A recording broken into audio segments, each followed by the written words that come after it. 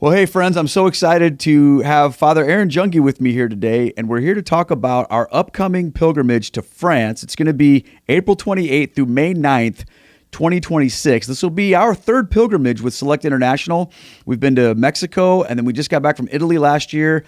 And when I got back from Italy, I was talking to Father Aaron in church, and he said, Keith, if you ever want to do a pilgrimage to France, I'm your guy. And I thought it was on my mind, but I wasn't sure about it. So, Father, thank you for being willing to come with us and tell us a little bit about what excites you about coming to France. Sure. So, frankly, the saints of France, it's kind of what we're calling this pilgrimage. They are the saints, by and large, have kind of woven themselves into my spirituality, and it was never an intentional thing. I absolutely don't speak any French, and it was just sort of one day as a priest, I realized, like, oh, so the saints who I really am drawn to and the spirituality that kind of has shaped me, defined me, is very French. And I'm like, I'd love to go there and to pray in these places that were touched by these saints, and where this kind of very particular spirituality was sort of given to the church or shaped in the life of the church. Well, I'm excited about it. What we're going to do today is we're going to walk through our itinerary and talk about the things we're going to see. And hopefully people will be motivated to sign up for this trip. It's going to be an amazing trip. We're going to do a lot of things. I'm very excited about it. I've never been to France. Have you been to France before? Nope, never. Okay, so you're brand new on this as well. Now, remember, you were supposed to be our priest to go to Israel, and now we are, we went to Italy instead. Correct. So I'm excited, though, that we're going to get to do a pilgrimage together. And I know a lot of people from our parish are going to want to come, but really anybody from anywhere can sign up for this trip and accompany us to France. So let's begin talking through some of these things. So we're going to Paris, Rouen, Lisieux, the Normandy beaches, Chartres, and Lourdes. I'm probably going to say these things wrong. I'm not, and I probably will too, much of a French person myself. I've never been there either, but I'm very excited because, of course, we started thinking about it with Lourdes and Fatima. Because we have such a devotion to the Rosary. But what the people at Select told me about that was they said there's really a great distance between Lourdes and Fatima, and if we did both of those on the same trip, we'd spend over a day just on a bus. Right. And we'd be driving through all this stuff that we would miss. So they encouraged me to maybe do that as a separate trip. Sure. So I was cool because I don't want to miss anything amazing in France. Right. Sometimes when you go on these pilgrimages, you just scratch the surface of what you get to see. So I think like a targeted trip like this in one country is the way to go. And I know some of these saints, you have a great devotion, and many people will as well. But let's just talk through a little bit about what's going to happen on this trip. So on April 28th, we're going to depart from the United States, and you can fly out of Cedar Rapids if you want. There's a little bit of an extra fee to fly out of Cedar Rapids, or you can fly right from JFK, or really from anywhere. And Select will work with you on that, on getting you to where you need to go to fly out of that. You can either book your own flights or you can do the group air thing, and they're amazing at that. But we're going to arrive in France, and we're going to have a tour manager who speaks English. We're going to be on buses, and on these pilgrimages, everything is pretty much laid out for us. We're not trying to figure out how to get from place to place. We've got amazing guides and amazing transportation. But as soon as we get there, we are going to board a motor coach and drive to the medieval city on the banks of the river Seine, Rouen. We'll see the restored medieval quarter and the magnificent Gothic Cathedral of Notre Dame. And we're going to see this incredible city. And all of this stuff I'm reading from here is available. There's a link in the description of this video where you can read through these things. But this is like Joan of Arc stuff, isn't it? Yes. Yeah. I mean, so there is, it sounds like just that first day when we get there, it's going to almost be the kind of like an overture, almost like here's all kind of the stuff that we're going to have in the next 12 days ahead. So I was really struck just looking at like day one or day 1.5, if you want to call it, like, oh my gosh, this is going to be seeing a lot of different things that then will unfold over the remaining days. Yeah. So we're going to have Mass at the Church of St. Joan of Arc. Yes. That's going to be incredible. And then from there, we're going to drive to Lisieux.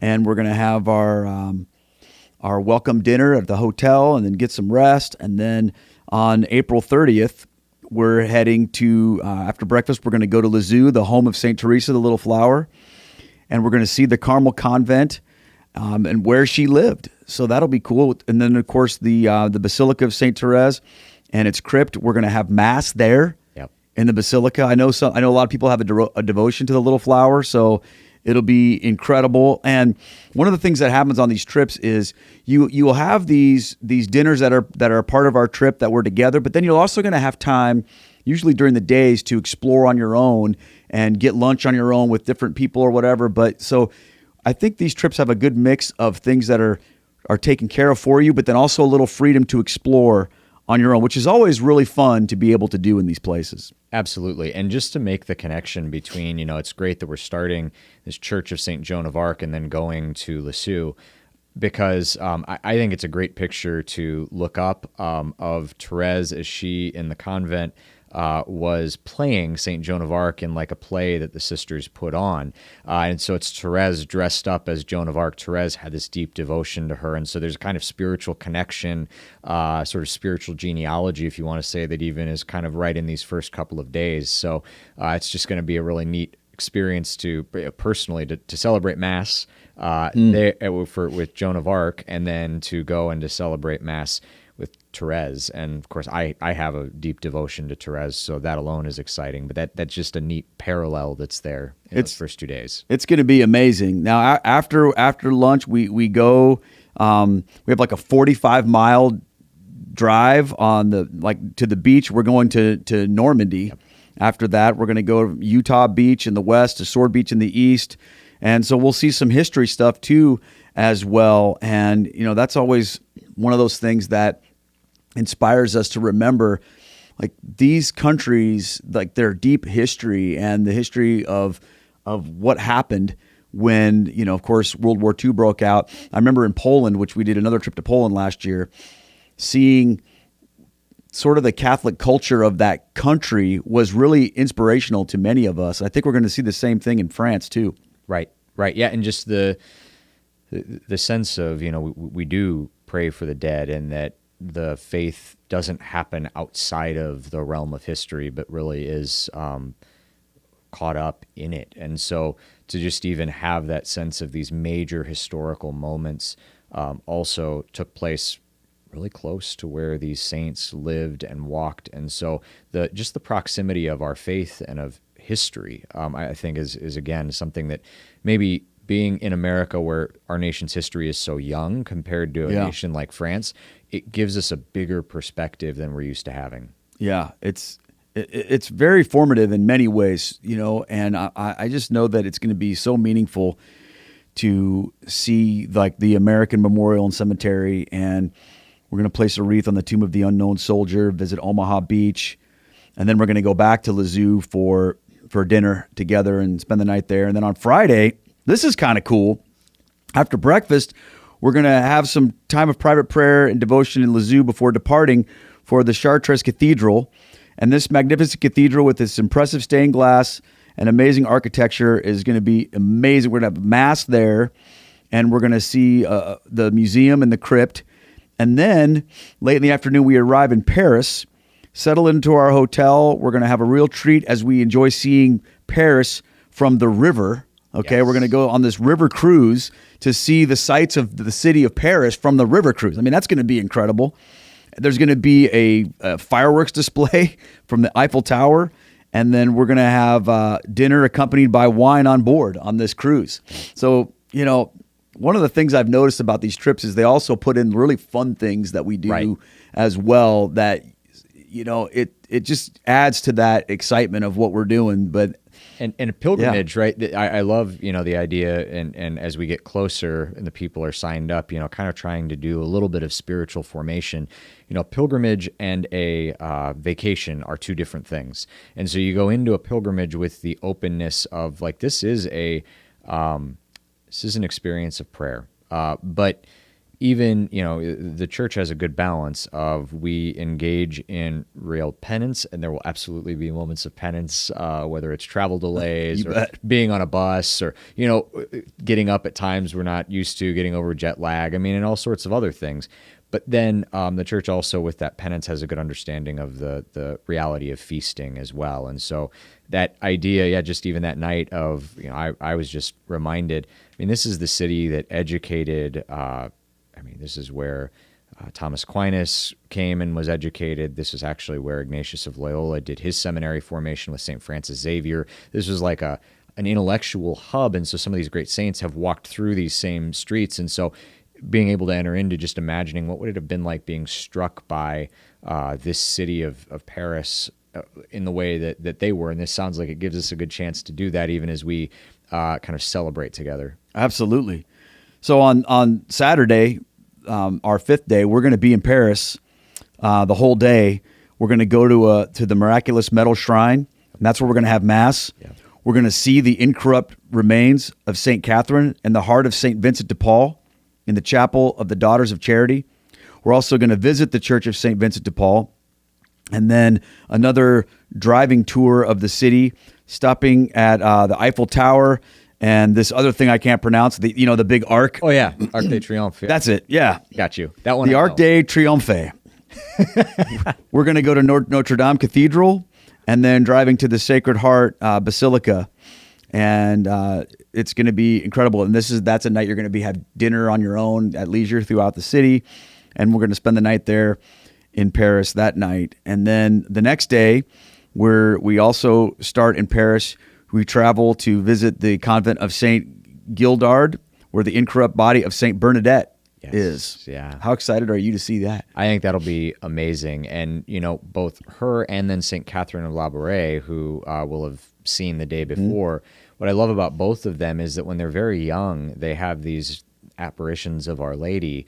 And then what's so beautiful and really what really reveals their spiritual depth and I think the authenticity of their experiences with Our Lady is that both of them end up in positions one way or another where they're taking care of the elderly nuns of their community. Right? And so this just deep humility that, hey, they've had these amazing visions that alter the course of life in the church one way or another. And then they go and they just take care of their sisters in the convent. And so there's also something very powerful that is instructive for us that we may want to seek out these big experiences. Like holiness is found day in and day out in these small acts of love that both of these women who will see the incorrupt bodies of carried out after having this pivotal meeting with Our Lady. It's going to be incredible. Yeah.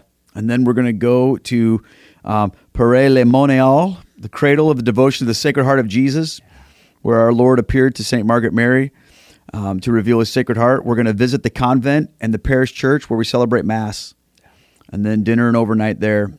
And then on Monday, we travel to Ars to visit the shrine of the Cure de Ars, St. John Vianney, the patron saint of parish priests. And of the Archdiocese of Dubuque. There you go. So people from our diocese, this is awesome. There's got to be a special grace there for that. Yeah, it's powerful to be able to say, hey, I'm going to go to my diocese patron's home where he served for so long. So there's a lot of reasons if you're from the Archdiocese of Dubuque, hop on to this trip, but it's going to be really, really awesome to be there. Yeah, we're going to have Mass at the shrine, and then we're going to drive to Lyon, and we're going to see the Cathedral of Our Lady overlooking the city. And man, it says in this itinerary that Lyon is the center of French cuisine and a great place to try various French delicacies. We're going to explore the old town, enjoy dinner in one of the many bistros there. We're going to spend the night there. Yeah. And then the next day we head to Annecy to see the Basilica of the Visitation, known as the Church of St. Francis de Sales, where St. Francis de Sales and St. Jane Francis de Chartres are buried, which I'm very excited about this. I have a very strong devotion to St. Francis de Sales, as I know you do as well. Yeah. Yeah, we're going to be like kids in a candy store. So we actually made sure this was part of the trip. Yes. Yeah, you and I sort of approached Select and said, hey, we got to do St. Francis. This is like a non-negotiable. Yeah.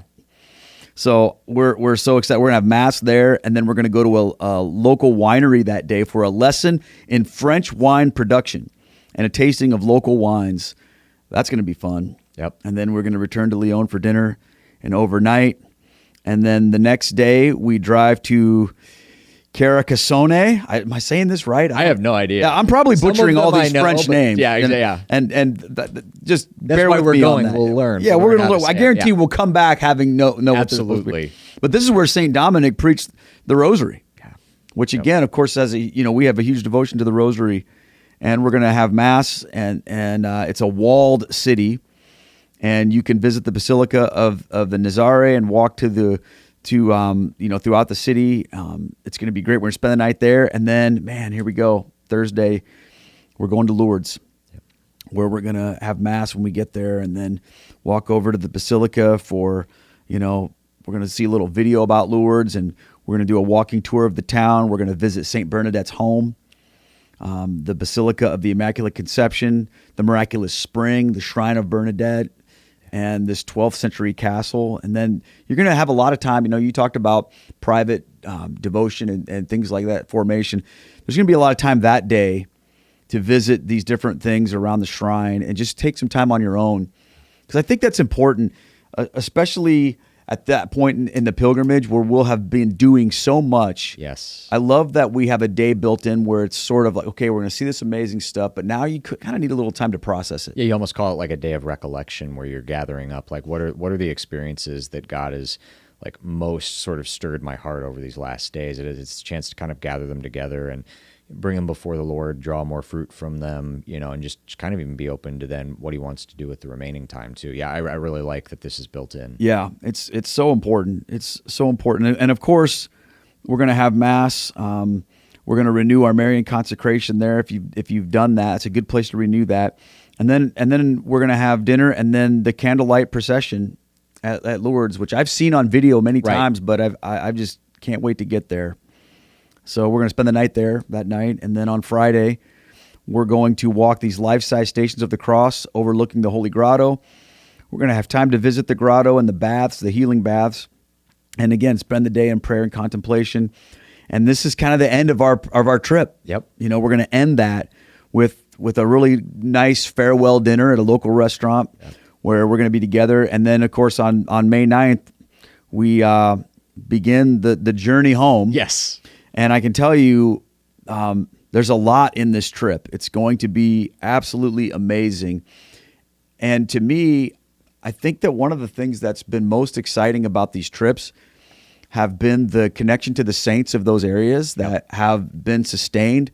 I know when Estelle and I went to Italy, we had powerful experiences with two saints and one blessed, Carlo Acutis, St. Monica, and St. Padre Pio, that we had these powerful experiences with, and we've added them to our special nightly prayers, asking for their intercession for our family because of what happened on that trip. Right, exactly. And I think there's such an insight into, it's almost like there are two sort of threads that will run through this trip. So we almost kind of run it in reverse, that Francis de Sales and Jane de Chantal are kind of these, like a spiritual grandfather or grandmother to this deeply gentle spirituality that emerges from the French school that then, is kind of captured and magnified in the devotion to the Sacred Heart, which actually St. Margaret Mary is of the order that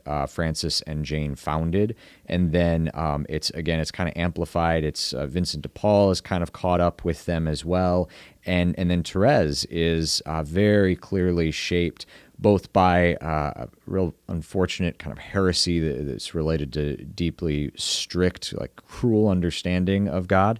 She's stung by that at a young age, and then this great gentleness of God kind of heals her, basically, of that spiritually, and it is of the same kind of part of what Francis and Jane would have established. So that thread kind of runs throughout, and then, of course, the deep Marian influence that's there kind of culminating in this experience of Lourdes. So there are these real beautiful opportunities for encounter, for God to expand our spiritual lives.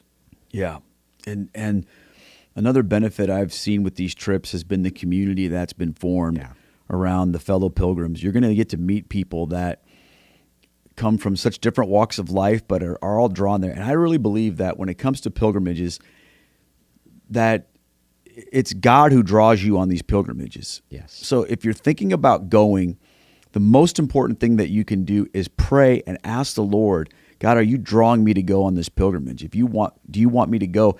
And if he does, then that's your clue to prepare yourself. But I will let everybody know some things that I've seen with this. Yes.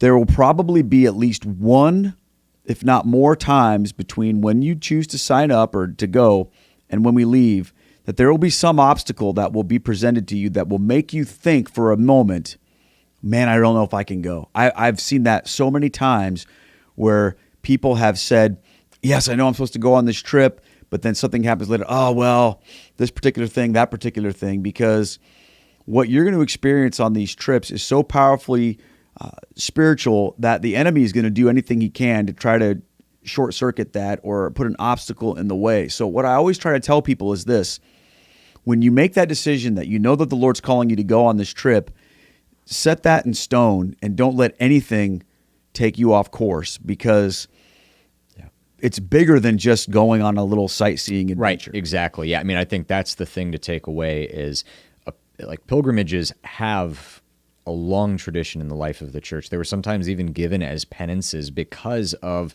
the cost that was involved, the distance that was involved, and so to not approach it as like when I was in seminary, we did close to 3 months over in Israel, and our formators went to great lengths to distinguish this is not going on an extended vacation. And here are some practical things to consider to make sure that isn't the case. So as people start signing up, that's going to be some of the formation that I'll try and do as well to just dispose us to receive the graces God wants to give. So really to have in our mind that this is a spiritual experience first and foremost. We're going to have a ton of fun, but to go, okay, this is about encounter with God, not just sightseeing. Absolutely. So, well, I'm just so thankful that you're coming with us. I'm excited. I think we're going to have a great time. I do too. And I believe that this is going to be an amazing trip. So, friends, if you're interested in finding out more information, there's a link in the description to this video that will take you to the brochure that has been created by Select International, kind of what I was reading from today, but with much more things. There's a lot of questions you may have. I want you to know that the folks at Select International are here to help answer your questions. They will help guide you through the process of getting you signed up and all the things that you have to do. I know sometimes people are afraid of travel. They're afraid of all of the details. Look, you're not alone in this process through the pilgrimage. That's what we're for. And I can't wait to meet those of you that are going to come on this trip.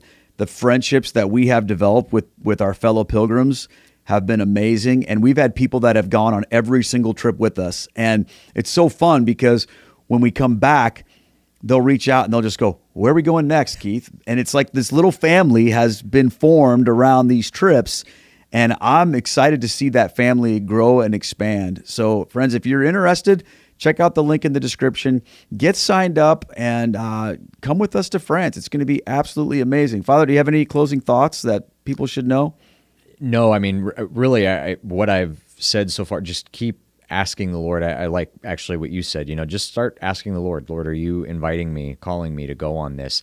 I think that's the right way. If something sparked you in this, or you look on the brochure and you see, oh, this is interesting, or I don't know what that is, look it up and just see what strikes you. This is all the ways that God kind of attracts us and invites us to these things. So just be open to God surprising you. Amen.